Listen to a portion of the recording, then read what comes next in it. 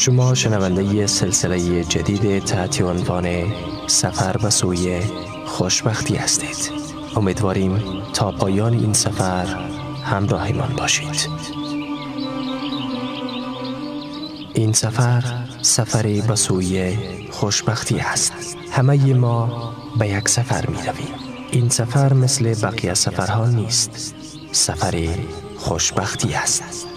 سفری که در این سلسله منظور ما هست سفر زندگی است. سفر همه ما در زندگی. این درست است که دنیا سخت و آگنده از مشکلات، دردها و غمها است. زندگی آنگونه نیست که مردم فکر می کنند. سفر آن خیلی کوتاه است. خلقت انسان از 5 عمر می گذرد، نه از 1 عمر. عمر اول. وَإِذْ أَخَذَ رَبُّكَ مِنْ بَنِي آدَمَ مِنْ ظُهُورِهِمْ ذُرِّيَّتَهُمْ وَأَشْهَدَهُمْ عَلَى أَنفُسِهِمْ أَلَسْتُ بِرَبِّكُمْ قَالُوا بَلَى شَهِدْنَا أَن تَقُولُوا يَوْمَ الْقِيَامَةِ إِنَّا كُنَّا عَنْ هَذَا غَافِلِينَ. و هنگامی که پروردگارت از پشت‌های بنی آدم فرزندانشان را برگرفت و آنان را بر خودشان گواه ساخت و فرمود آیا من پروردگارتان نیستم؟ گفتند آری، شاهد بودیم. اولین عمر در وقتی آغاز آفرینش است، ولی انسان به یاد نمی آورد. این همان عمری است که فطرت تو در آن رشد کرده است. عمر دوم در عالم پشت هاست. از آدم تا روزی که متولد شدی انتقال از یک پشت به پشت دیگر. عمر سوم در زندگی دنیایی توست. عمر 4 در عالم برزخ، در قبر، از روز مردنت تا روز قیامت می باشد. و عمر 5 بهشت و یا دوزخ است. کدام یک از این عمرهای 5 گانه کوتاه‌تر و کدام یک طولانی تر است؟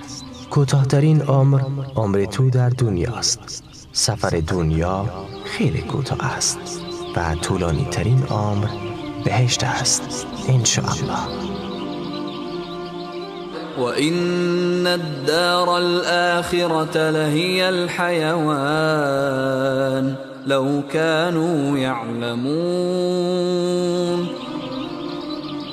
و البته اگر می دانستند سرای آن جهان همان زندگانی راستی است. روایت شده است که رسول الله صلی الله علیه و سلم از ابوذر پرسید اگر بخواهی به مسافرت بروی مقدمات آن را فراهم می‌کنی؟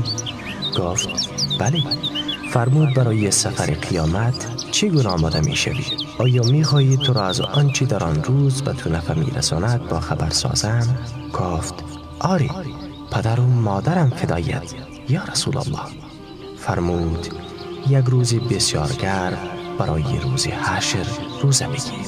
2 رکعت در تاریکی شب برای تنهایی قبر نماز بخوان. 1 حج برای کارهای سخت انجام بده. به مسکین صدقه بده. کلمه حق را بر زبان آر یا از گفتن کلمه شر امتناع کن. آری عزیزان، دنیا خیلی ناچیز است. از دور و بالا به دنیا نگاه کن تا سفر با تمام رنج‌ها و سختی‌هایش برایت آسان شود. دنیا نزد الله متعال ارزش یک بال پشه را ندارد. سهم تو از این بال پشه چقدر است؟ الذي خلق الموت والحياة ليبلوكم أيكم أحسن عملا وهو العزيز الغفور. کسی که مرگ و زندگی را آفرید تا شما را بیازماید که کدام یک از شما نیکوکارتر است و او پیروزمندی آمرزگار است. وقتی دنیا را با حقیقت و حجم واقعیش می‌بینی، در نظرت کوچک می‌شود و تمام سختی‌هایش برایت آسان می‌گردد. از انس رضی الله تعالی عنه روایت شده است که گفت: شتر رسول الله صلی الله علیه و سلم اتبانان داشت و هیچ شتری از آن جلو نمیزد. یک اعرابی سوار بر شتر آمد و از آن سبقت گرفت. این کار بر مسلمانان گران آمد. پیامبر صلی الله علیه و سلم فرمود: شما را چه شده است؟ گفتند: از شتر شما سبقت گرفته است. فرمود: حقی بر الله است که چیزی از دنیا بالا نرود مگر اینکه آن را پایین برآورد. آری دوستان، این حقیقت اول است که از آغاز سلسله باید روی آن اتفاق کنیم. حقیقت دوم، همه ما دنبال خوشبختی هستیم. هدفی که انسان در طول تاریخ از زمانی که الله او را خلق کرده و دنبالش است. هزار آرزو می کند و هدفش این است که می خواهم خوشبخت باشم. تمام تصمیمات انسان در دنیا به خاطر جستجوی خوشبختی است. پول کاغذی بیش نیست که با آن دنبال خوشبختی است. عشق، کار و فرزندان، انسان در هر سو به دنبال سعادت می تازد. ولی با تأسف خوشبختی کامل و مداوم در دنیا نیست. کامل نیست چرا که همیشه مشکلات وجود دارد و مداوم نیست چون به یک وضعیت نمیماند. پس خوشبختی کامل و مداوم بدون مشکلات کجاست؟ فقط در بهشت است. بزرگترین و کاملترین کلمه خوشبختی در دلها و عقلهای ما بهشت است. خوشبختی شاید برای بعضی‌ها خیلی دور جلوه کند یا کلمه محال باشد، ولی برای مردان و زنان مؤمن یک قدم فاصله دارد وقتی از دنیا به آخرت منتقل شوند. والذین آمنوا وعملوا الصالحات سندخلهم جنات تجري من تحتها الأنهار خالدين فيها أبدا لهم فيها أزواج مطهرة وندخلهم ظلا ظليلا. و کسانی که ایمان آورده اند و کارهای شایسته کرده اند، سود است که آنان را به باغ‌های درآوریم که از زیر درختان آن جویبارهای روان است که همیشه در آنجا جاویدانه اند. آنان در آنجا همسران پاکیزه دارند و آنان را به سایه آرام بخش درآوریم.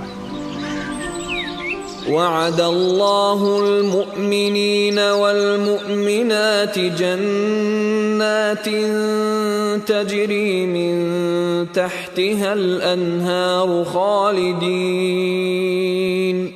خالدين فيها ومساكن طيبة في جنات عدن ورضوان من الله أكبر ذلك هو الفوز العظیم. الله متعال به مردان و زنان مؤمن باغ‌هایی را وعده داده است که از زیر درختان آن جویبارها روان است که در آنجا جاویدانه اند و نیز سراهای پاک در بهشت‌های جاویدان و خوشنودی الله بسا بزرگتر است. این است کامیابی بزرگ. یک وعده یقینی از پروردگار. از ابن مسعود رضی الله تعالی عنه روایت شده است که گفت: رسول الله صلی الله علیه و سلم فرمودند: الجنة اقرب الى احدكم من شراك نعله. بهشت از بند کفشتان به شما نزدیکتر است، یک قدم. سفر ما به بهشت یقینی است و هرگز تردید در آن برای مؤمن وجود ندارد. ایستگاهی که انسان را به مقصد میرساند. همه‌اش خوشبختی است. این حقیقت دوم است. سفر تو به سوی خوشبختی مثل کشتی است که از بندر حرکت می کند. می بینی دورتر و دورتر می شود تا جایی که خشکی را نمی بینی. دریا پایان ناپذیر، شب و روز، امواج و طوفان ها.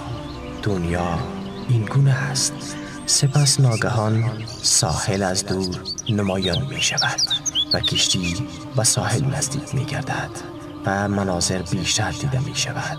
خوشبخت‌ترین و شیرین‌ترین چیز در سفر دریایی لحظه نزدیک شدن به ساحل است که از دور آن را می بینی و نورهایش را مشاهده می کنی. دریانوردان می گویند این شیرین‌ترین لحظه است که با آن خستگی سفر آسان می شود. بله، بهشت این گونه است.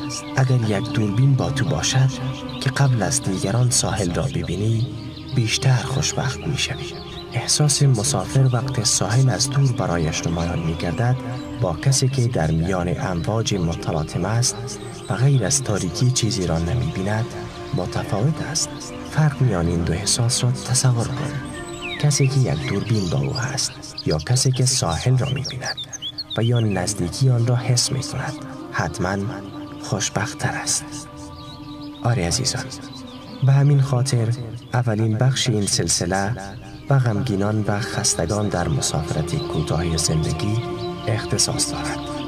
ساحل در آنجاست و به تو نزدیک می شود، حتی اگر کشتیت از ساحل دور باشد. من یک دوربین به تو می دهم تا با آن بهشت را ببینی، تا این حقیقت را احساس کنی و از آغاز سفر بهشت را با چشمانت نظاره کنی. بیایید اکنون به بهشت برویم.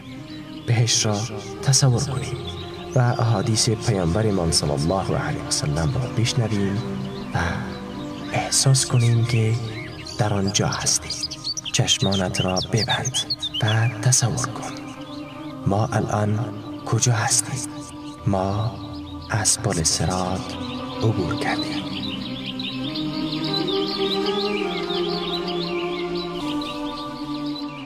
از ابو سعید خدری رضی الله تعالی عنه روایت شده است که پیامبر صلی الله علیه و سلم فرمود: صراط بر روی دو طرف جهنم زده می شود. مؤمنان از آن عبور می کنند. برخی مانند برق، برخی بسان حرکت باد و بعضی مثل پرنده و بعضی مانند سریعترین پیاده ها عبور می کنند تا آنجا که مرد پیش می آید که جز با خزیدن قادر به عبور از آن نیست. در کنار صراط قلاب‌های آویزان هستند که مأمور گرفتن اشخاصی هستند که با آنها امر شده و بر اثر چنگک‌های آنها بدن بعضی خراشیده می شود، اما می گذرند و نجات می یابند و بعضی نیز به دوزخ پرتاب می شوند و در آتش می افتند.